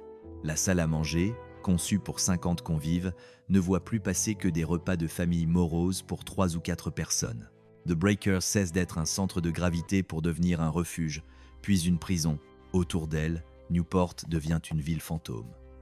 Les manoirs voisins, ces cottages d'été qui rivalisaient d'insolence, ferment les uns après les autres. Certains sont bradés pour devenir des écoles ou des hôtels miteux. D'autres sont simplement abandonnés aux nor'easters, ces tempêtes hivernales qui dévorent le bois et corrodent le métal. Alice regarde par ses fenêtres les panneaux « à vendre » fleurir comme des fleurs de cimetière sur les propriétés des Astor et des Belmont. Elle seule tient bon, non plus par fierté, mais par une sorte de rage sénile contre l'inévitable. Avant de découvrir l'instant où ses propres enfants ont commencé à comploter pour l'arracher à son trône de pierre, rejoignez notre cercle pour ne rien manquer de cette chute impériale. La bataille contre l'hiver. Chaque hiver est une agression personnelle. Le sel de l'Atlantique s'insinue dans les poumons de la maison. Les canalisations gèlent, les toitures fuient, la peinture s'écaille sur les cadres de fenêtres massifs. Repeindre l'extérieur coûterait le prix d'une flotte de voitures de luxe. Alice gère les factures par priorité vitale, comme un chirurgien sur un champ de bataille. Ce qui empêche l'effondrement immédiat est payé, le reste attendra. La maison devient shabby. Ce terme anglais, qui désigne la noblesse qui s'use. Le velours est râpé, le marbre est terne, mais elle tient debout. Pour Alice, c'est la seule victoire qui compte. Entre 1930 et 1933, alors que le capitalisme américain semble avoir rendu l'âme, The Breakers survit. Elle ne génère aucun revenu, elle ne sert aucun but pratique, elle dévore des milliers de dollars chaque mois simplement pour ne pas s'écrouler.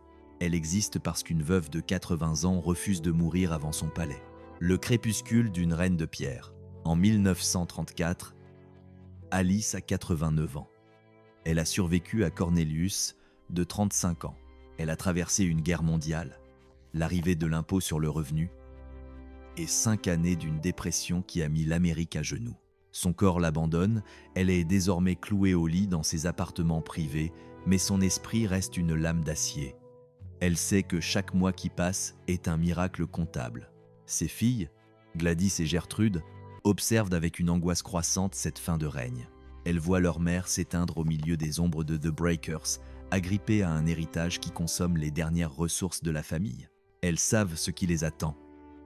À la seconde où Alice fermera les yeux, elles hériteront du monstre, et elles devront répondre à la question que leur mère a passé 35 ans à ignorer. Comment fait-on pour tuer une légende de pierre sans se détruire soi-même? L'Indiana Limestone attend. Elle a vu Cornelius tomber. Elle s'apprête à voir Alice partir. Elle sait qu'elle restera là, imperturbable, quand les Vanderbilt ne seront plus que des noms sur des plaques de bronze. L'Indiana Limestone ne pleure pas. Elle observe. Le 22 avril 1934, une chape de silence plus lourde que le marbre cipolin s'abat sur Newport. Alice Vanderbilt s'est éteinte à 89 ans. Elle a tenu The Breakers à bout de bras pendant 35 années de tempête financière, de deuil et de mutation sociale. Elle a été le rempart vivant entre la pierre et l'oubli. Mais avec son dernier souffle, la forteresse de Cornelius perd son âme. Le témoin silencieux regarde désormais Gladys Szechenyi et Gertrude Vanderbilt se tenir sous le plafond de 15 mètres du grand hall. Elles sont les héritières d'un monument qui a tué leur père et consumé leur mère. La question n'est plus de savoir comment habiter ce palais, mais comment y survivre sans finir broyé par son poids. Le sacrifice d'Alice était-il un acte de dévotion ou une folie pure? Pour ses filles, le verdict est amer. Elles contemplent ce ciel peint où les nuages artificiels semblent se moquer de leur détresse réelle. Elles héritent de 70 pièces, d'un gouffre financier sans fond et d'une responsabilité qu'elles n'ont jamais demandée. Gladys est devenue une comtesse hongroise. Gertrude mène sa propre existence loin des fastes surannées de Rhode Island. Pour elle, The Breakers n'est pas un foyer. C'est une tumeur architecturale. Elle ne possède pas la maison. C'est la maison qui les possède, exigeant chaque mois des milliers de dollars pour de la plomberie défaillante, des toits qui fuient et des jardins qui dévorent la fortune familiale. Nous sommes en 1934. L'Amérique est une terre de pain sec et de files d'attente devant les soupes populaires. Le marché de l'immobilier de luxe est un charnier. Qui achèterait une demeure de 70 pièces exigeant une armée de 40 domestiques quand les millionnaires eux-mêmes réduisent leur train de vie? Personne. La maison pourrait rester sur le marché pendant des décennies, pourrissant lentement sur sa falaise, tandis que les taxes foncières finiraient par dévorer le reste de l'héritage Vanderbilt. L'abandon pur et simple est une option que d'autres familles ont choisie, laissant les banques ou l'État saisir ces carcasses dorées. Mais pour Gladys et Gertrude, fuir serait une trahison publique. Les journaux titreraient sur la chute des Vanderbilt, sur l'abandon du navire amiral de la dynastie. C'est un suicide social qu'elles ne peuvent se permettre. C'est alors qu'une proposition surgit des ombres de Newport, une idée si radicale qu'elle ressemble à une humiliation, la Preservation Society of Newport County. Cette petite organisation propose de louer le palais. Pas pour l'acheter, ils n'en ont pas les moyens, mais pour le transformer en musée. Ouvrir les portes de bronze à des inconnus. Faire payer des touristes pour qu'ils foulent les tapis où Cornelius a agonisé. Transformer l'intimité d'une lignée en une marchandise de masse. En 1934, l'idée de transformer sa maison en attraction touristique est l'aveu ultime de l'échec. C'est dire au monde entier « Nous ne pouvons plus entretenir notre propre nom. Le contrat est signé. Le prix de la liberté pour Gladys et Gertrude, $1 par an. Pour $1 symbolique, elles cèdent la gestion de The Breakers à la Preservation Society. Elles conservent techniquement la propriété, mais elles perdent la maîtrise de leur histoire. La société s'engage à ouvrir les 70 pièces au public, à collecter les droits d'entrée et à réinjecter chaque centime dans la maintenance du monstre. C'est un compromis qui sauve les apparences tout en résolvant le cauchemar logistique. Mais pour les héritières, c'est un crève-cœur. Elles invitent désormais des étrangers à juger les goûts d'Alice, à commenter le prix du platine dans la salle de musique, à pointer du doigt les fissures dans le marbre. La Preservation Society avance avec une prudence de sioux. Gérer un tel colosse est une mission suicide. Il faut des assurances astronomiques, une sécurité constante, des guides formés pour narrer une légende qui n'est pas encore tout à fait morte. Il n'y a aucune garantie que les touristes viendront. Pourquoi paieraient-ils pour voir le luxe des Vanderbilt alors qu'ils luttent pour leur propre survie? Et pourtant, c'est précisément là que réside le génie du plan. Dans une Amérique dévastée, le public a soif de rêve, même s'ils sont pétrifiés. Les gens veulent voir de près ce que 7 millions de dollars peuvent acheter. Ils veulent toucher l'éternité du doigt. The Breakers devient le premier grand modèle de préservation historique privée en Amérique. Ce que Gladys et Gertrude ont fait par nécessité est devenu un standard pour sauver des dizaines d'autres manoirs condamnés. Elles ont eu le courage que leur mère n'a jamais eu. Celui de lâcher prise, de laisser la maison appartenir à l'histoire plutôt qu'à la famille. Elles ont accepté de devenir les gardiennes d'un souvenir public plutôt que les prisonnières d'un domaine privé. Aujourd'hui, l'Indiana Limestone regarde passer près d'1 demi-million de visiteurs chaque année. Elle les observe déambuler dans le grand hall, photographier la salle de musique en platine et murmurer devant la démesure de Cornelius. Le palais est resté parfait. Vierge de toute démolition, une capsule temporelle de 1895 figée au-dessus de l'Atlantique. Cornelius Vanderbilt II a réussi son pari. Sa maison n'a jamais brûlé, elle ne s'est jamais effondrée, mais elle a survécu au prix de l'expulsion de ses propres enfants. The Breakers ne raconte plus l'histoire d'une famille, elle raconte l'histoire d'une ère disparue. Elle est le monument funéraire d'un âge d'or qui a cru pouvoir acheter le futur et qui a fini par devenir une pièce de théâtre pour les masses. Le silence de The Breakers est désormais peuplé de milliers de voix anonymes. Mais dans les recoins sombres du 4e étage, là où les domestiques couraient autrefois, on peut encore sentir l'ombre d'une vieille femme en noir qui a refusé de voir son monde s'éteindre. Cornelius a bâti la pierre, Alice a préservé l'âme, et leurs filles ont eu la sagesse de transformer le tout en légende. Le témoin silencieux reste là, indifférent aux époques, rappelant à quiconque passe ses portes que l'immortalité a toujours un prix et qu'il se paie souvent en dollars symboliques. 1934. Le pays est à genoux. Les files d'attente s'allongent devant les soupes populaires.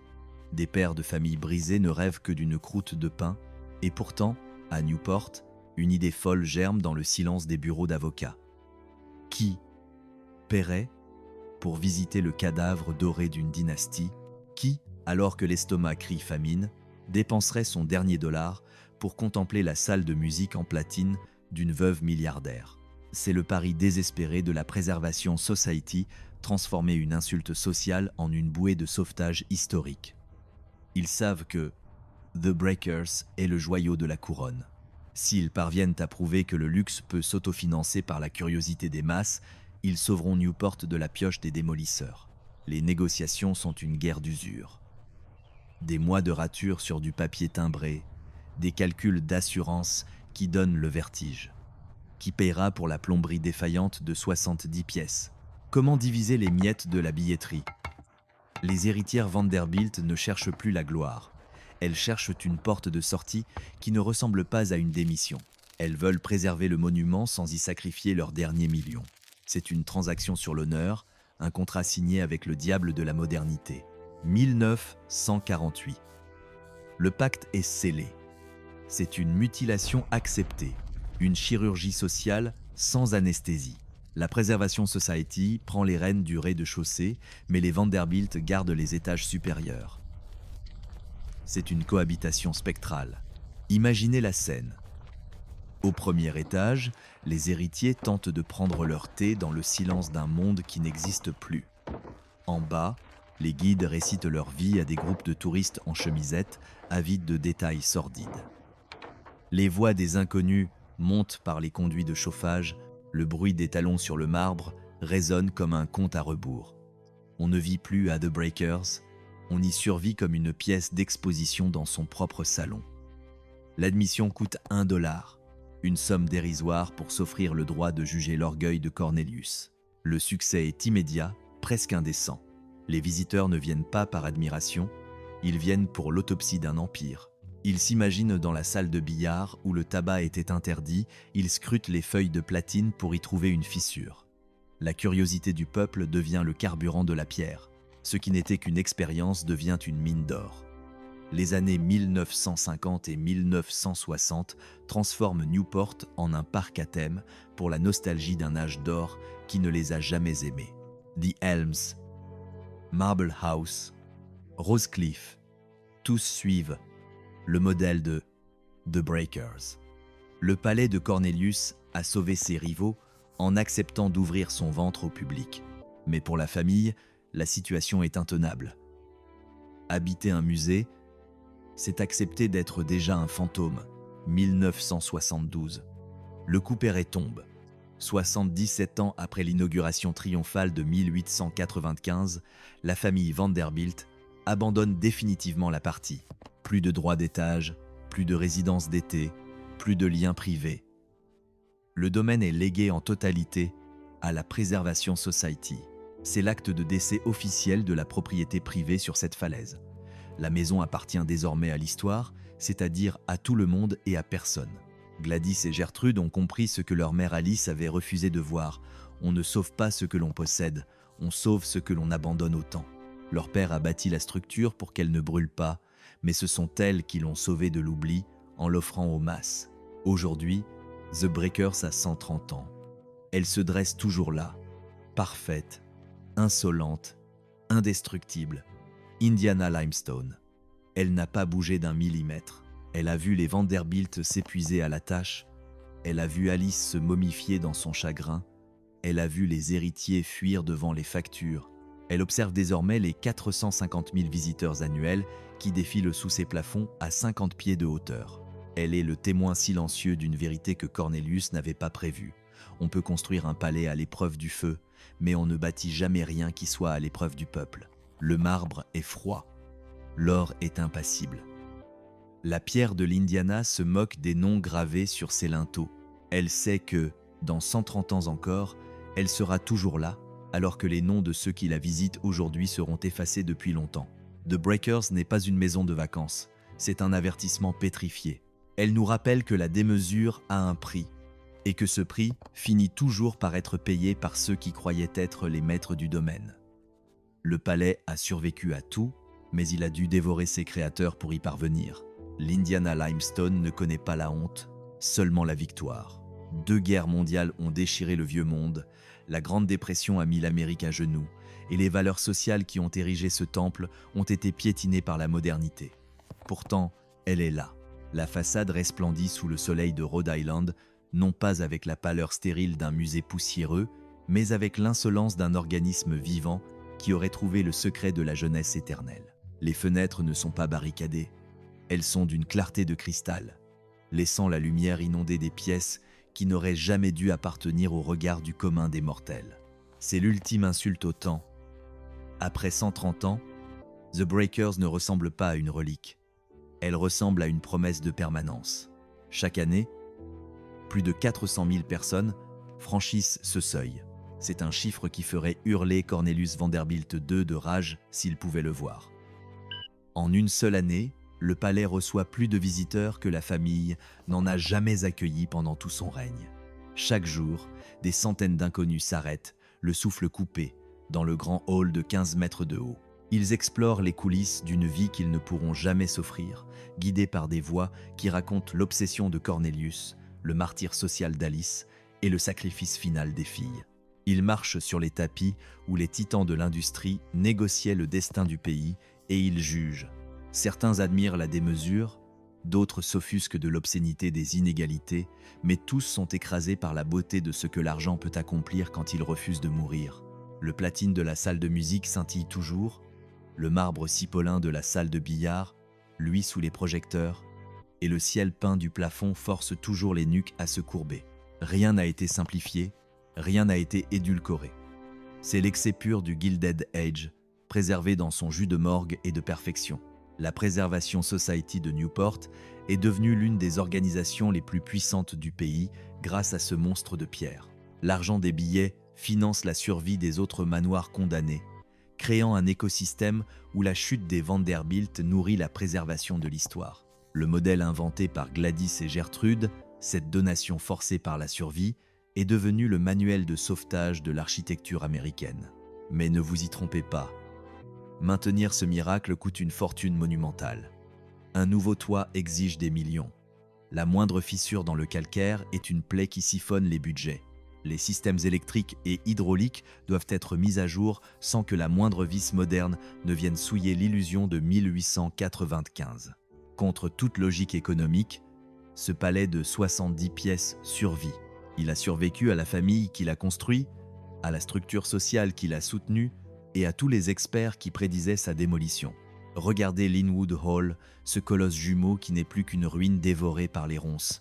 Regardez les palais de la 5e avenue, broyés par les bulldozers du progrès commercial. The Breakers n'est pas là parce qu'elle était plus solide ou plus belle, mais parce qu'un jour, quelqu'un a eu le courage de comprendre que l'histoire est plus importante que la propriété privée. L'ironie est délicieuse, presque cruelle. Cornelius a bâti The Breakers pour exclure le monde entier, pour créer un sanctuaire impénétrable réservé à l'élite. Aujourd'hui, elle est une place publique où n'importe qui peut entrer pour quelques dollars.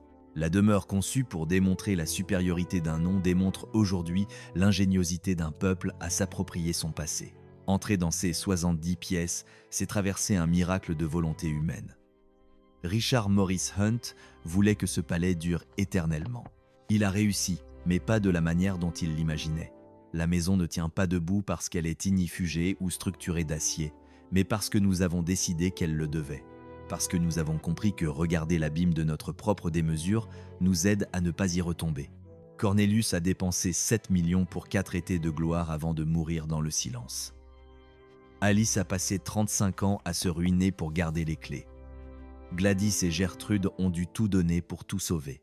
130 ans plus tard, le verdict est tombé. C'est un succès, mais un succès démocratique, presque ironique. La grande architecture n'appartient plus aux riches, elle appartient à ceux qui la regardent. L'histoire n'est plus un titre de propriété, c'est un héritage partagé. The Breakers est le palais qui a survécu à tout, aux barons voleurs, aux krachs boursiers et même à ses propres maîtres. Elle reste là, immuable, sur sa falaise de Rhode Island. Car elle a compris le seul secret de l'immortalité en Amérique. Pour durer éternellement, il faut finir par appartenir à tout le monde. L'Indiana Limestone nous regarde partir, chaque soir, quand les grilles se referment. Elle sait que demain, d'autres viendront, et qu'après-demain encore, elle n'est plus la maison d'un homme. Elle est le miroir d'une nation qui refuse de laisser ses fantômes s'effacer. Le silence de The Breakers n'est plus celui d'un mausolée. C'est celui d'un témoin silencieux qui attend la prochaine époque, conscient que si le marbre ne brûle pas, il n'en finit jamais de raconter la chute de ceux qui ont cru pouvoir l'apprivoiser.